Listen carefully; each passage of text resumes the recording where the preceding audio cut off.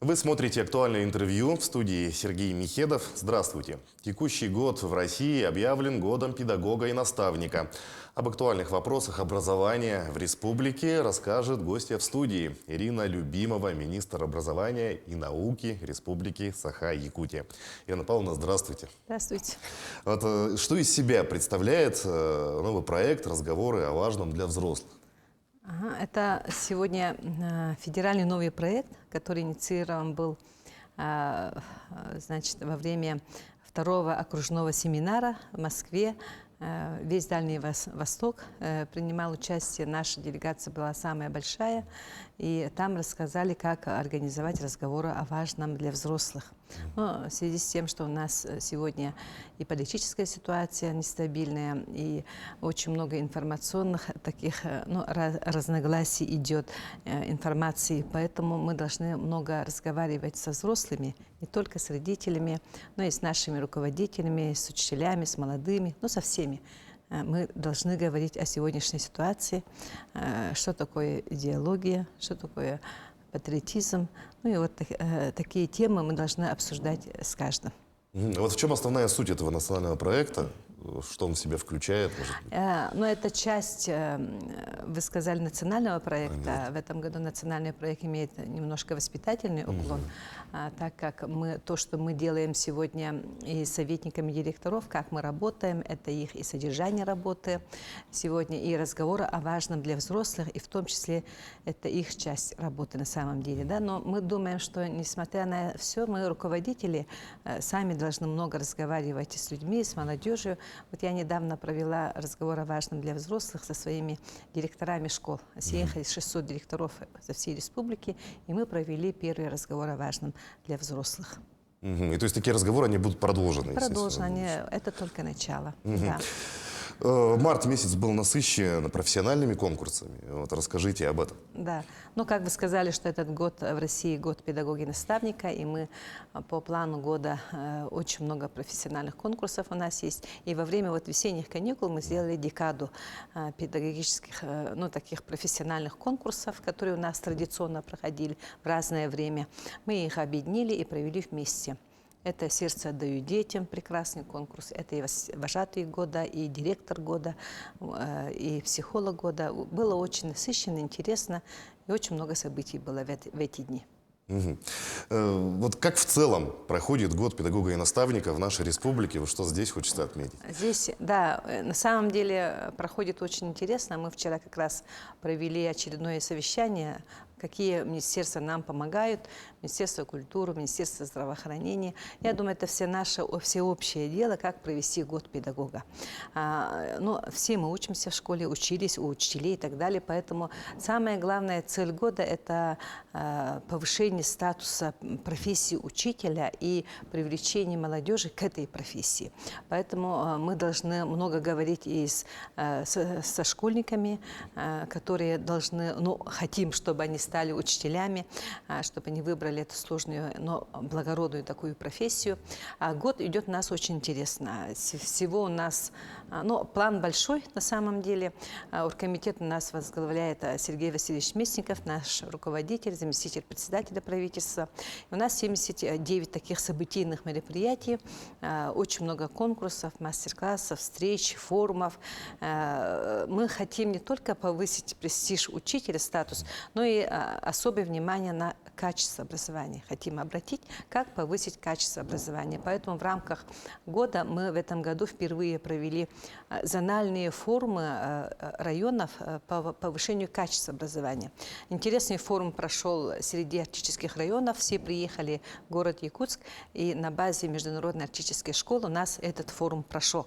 Он прошел очень интересно. Все районы встретились здесь и обсудили, как повысить качество образования. Какие сетевые формы, какое дистанционное образование в отсутствии кадров и так далее. Да? Обмен опытом, мастер-классы. В общем, такие форумы прошли во всех зонах республики. У нас их 5, мы на 5 зон разделили и организовали. В общем, год проходит насыщенно. Ну, 79 мероприятий, действительно, программа очень серьезная, насыщенная. Да. Ну, вот завтра отмечаем День космонавтики. Вот, что запланировано в школах, какие есть проекты в этом Когда я направлении? вспоминаю День Да. космонавтики, я вспоминаю свое детство. Наша дружина имени Юрия Гагарина была. Поэтому День космонавтики всегда нас принимали в пионеры. Поэтому этот день особый день для всех. До сих пор мы в школах традиционно проводим сейчас уже разговор о важном, о космонавтике, о жизни Юрия Гагарина, сегодня как развивается космос.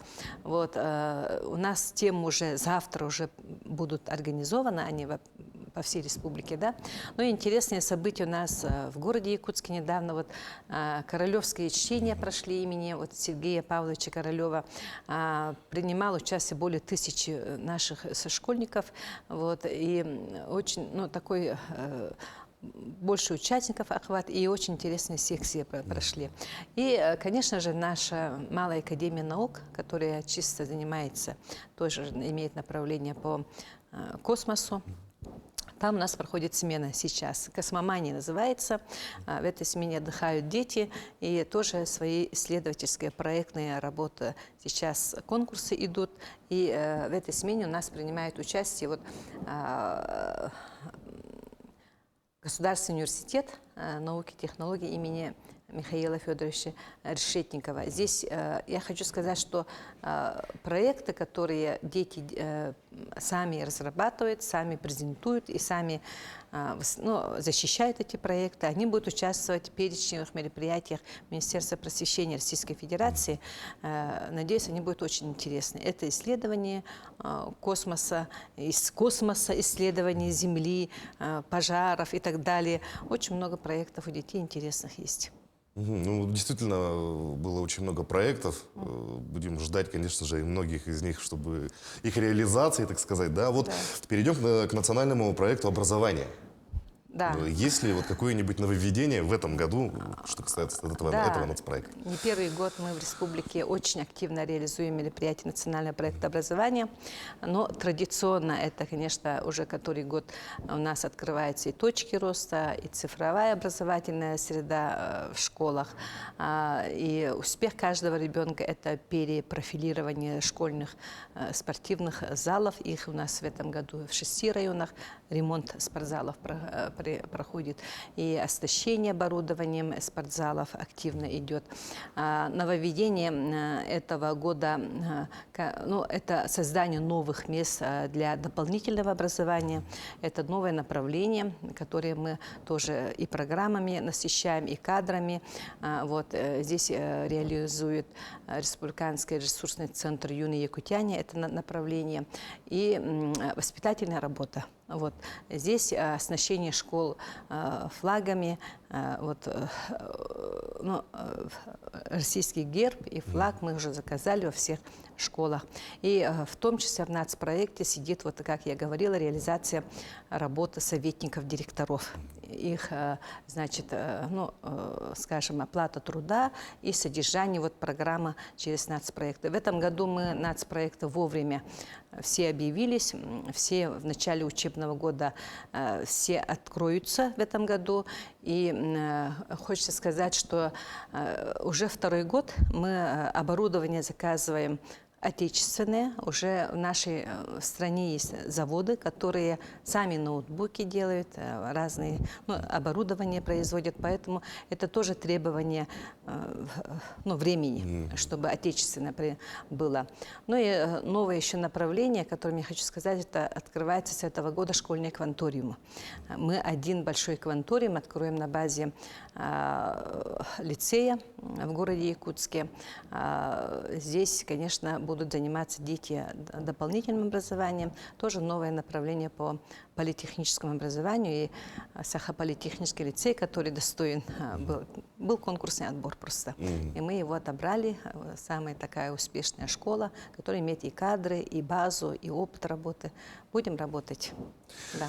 Ну вот по поддержке обучения и развития детей с инвалидностью в рамках нацпроекта образования, что можете рассказать, какая здесь работа ведется в этом направлении? Да, это уже не первый год у нас дети с особыми образовательными потребностями. Их у нас таких школ 22 в республике.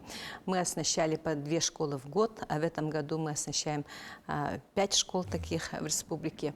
Все они муниципальные. И это создание таких лабораторий, чтобы дети